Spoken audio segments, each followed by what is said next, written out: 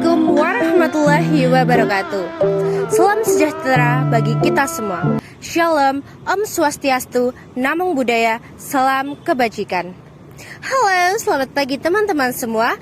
Perkenalkan kami, mahasiswa Universitas 11 Maret, Fakultas Keguruan dan Ilmu Pendidikan, Program Studi Pendidikan Ekonomi semester 4.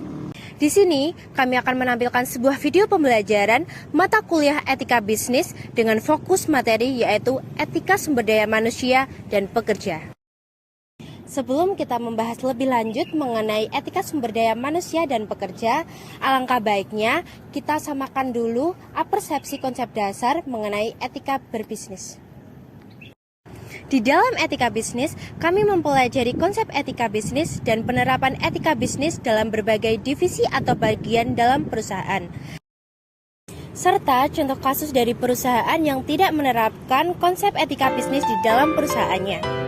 Etika atau etos merupakan sikap, cara berpikir, watak, kesusilaan, serta adat. Etika bisa disebut juga sebagai nilai-nilai dari tingkah laku. Sedangkan bisnis merupakan kegiatan manusia untuk mengelola sumber daya untuk menghasilkan serta mendistribusikan barang atau jasa. Sehingga etika bisnis merupakan aturan-aturan baik tertulis maupun tidak yang menegaskan bahwa suatu perusahaan diperbolehkan atau tidak diperbolehkan untuk bertindak. Yang selanjutnya, etika bisnis merujuk pada penerapan konsep etika dalam menjalankan bisnis pada suatu perusahaan, baik perusahaan jasa, dagang maupun manufaktur. 3 jenis perusahaan tersebut dalam menjalankan kegiatan operasionalnya secara internal didukung oleh divisi atau bagian yang dibutuhkan oleh perusahaan. Antaranya adalah divisi SDM, pemasaran, produksi, keuangan, dan seterusnya. Selain divisi internal, perusahaan juga harus memperhatikan relasinya dengan pihak eksternal. Di antaranya memperhatikan kondisi fisik lingkungan di sekitar perusahaan serta melakukan corporate social responsibility atau CSR. Kelompok kami akan membahas secara detail mengenai etika bisnis secara internal yaitu etika SDM dan pekerja. Materi etika SDM pekerja ini akan kami bahas mencakup yang pertama konsep materi, yang kedua contoh kasus, dan yang ketiga analisis serta solusi dari kasus tersebut. Langsung saja kita memasuki konsep materi etika SDM pekerja. Apa sih pekerja itu? Dalam pasal 1 ayat 3 UU Ketenagakerjaan, pekerja adalah setiap orang yang bekerja dengan menerima upah dan imbalan dalam bentuk lain. Selanjutnya, etika pekerja. Etika pekerja adalah penerapan nilai-nilai etika dalam lingkungannya untuk mengatur tata krama aktivitas para karyawannya agar mencapai efisiensi dan produktivitas yang maksimal. Dengan adanya etika bisnis dalam bekerja, maka perusahaan akan memiliki sumber daya manusia yang berkualitas. Seringkali dalam bekerja kita menjumpai berbagai macam permasalahan. Hal itu harus diatasi dengan baik sesuai dengan peraturan perundang-undangan. UU nomor 2 tahun 2004 atau UU PPHI mengatur tentang penyelesaian perselisihan hubungan industrial. Selanjutnya kita akan membahas tentang hak-hak yang dimiliki oleh para pekerja. Yang pertama, hak untuk mendapatkan upah yang adil dan layak. Maksudnya sesuai dengan pendidikannya, sesuai dengan lamanya ia bekerja, sesuai dengan skill yang ia miliki. Yang kedua, hak atas kesejahteraan. Seperti contoh, tunjangan hari raya, hari cuti untuk ibu hamil dan ibu melahirkan untuk pekerja perempuan. Yang ketiga, hak untuk mendapatkan perlindungan dan jaminan kesehatan. Seperti contoh, disediakan helm pelindung dan masker serta diberikan jaminan kesehatan. Yang keempat, hak untuk berkumpul dan berserikat. Para pekerja harus disediakan wadah untuk menampung aspirasi dan memperjuangkan kepentingannya. Yang kelima, hak untuk diproses hukum secara sah dan PHK tanpa sebab. Karyawan harus diberi kesempatan untuk membuktikan diri atau mempertanggungjawabkan perbuatannya dan tidak boleh mem-PHK karyawan tanpa sebab yang jelas. Yang keenam, hak atas rahasia pribadi. Para pekerja dijamin atas perlindungan informasi yang dianggapnya bersifat pribadi asalkan tidak membahayakan kepentingan umum. Selain itu, terdapat kewajiban para pekerja. Yang pertama, kewajiban ketaatan. Pekerja harus taat terhadap atasan selama tidak melanggar norma dan aturan karena terdapat ikatan kerja. Yang kedua, kewajiban konfidensialitas. Pekerja harus menyimpan informasi yang bersifat pribadi karena berkaitan dengan profesinya.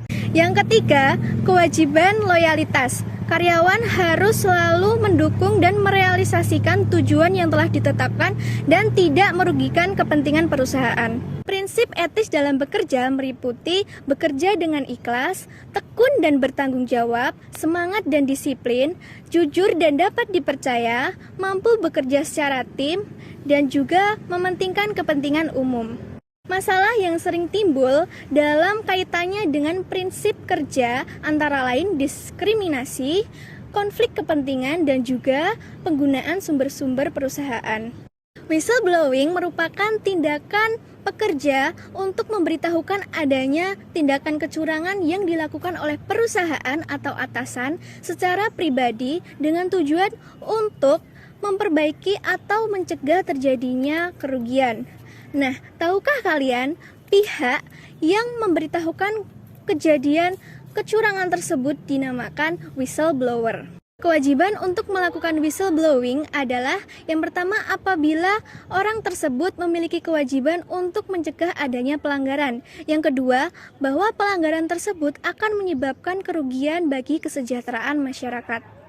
Macam-macam whistleblowing ada dua. Yang pertama whistleblowing internal dan yang kedua whistleblowing eksternal. Whistleblowing internal adalah kecurangan yang dilakukan oleh individual di dalam perusahaan, kemudian dilaporkan ke atasan yang bersangkutan.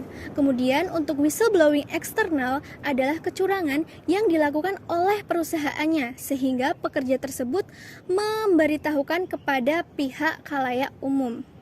Oke, lalu yang selanjutnya adalah contoh kasus, analisis, dan solusi. Nah, di sini kelompok kami memilih untuk contoh kasus yaitu kasus tentang karyawan Pegadaian Jaksel yang terjerat kasus fraud, manajemen dukung upaya hukum kejaksaan, dan pastikan dana nasabah harmonis. Nah, pada tanggal 6 Januari 2023, perusahaan Pegadaian buka suara terkait kasus fraud yang dilakukan oleh karyawannya. Nah, sekretaris perusahaan tersebut, Bapak Budi Sadono, mengatakan bahwa penemuan kasus ini bermula dari pemeriksaan tim audit internal yang dilakukan pada kurun waktu September sampai Oktober 2022. Nah, dari temuan ini ditemukan bahwa terdapat pelanggaran prosedur pada proses pemberian pinjaman gadai kredit cepat aman atau KCA.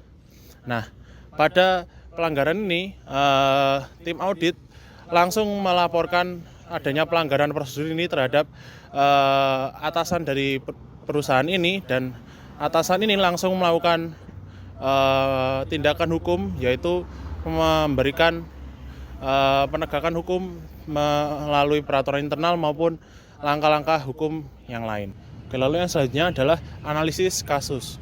Nah, dari kelompok kami, analisis yang bisa kami sampaikan adalah karyawan ini jelas melanggar etika bisnis karena karyawan ini tidak melaksanakan kewajibannya sebagai pekerja karena telah melakukan pelanggaran prosedur pemberian pinjaman gadai cepat dan aman atau KCA.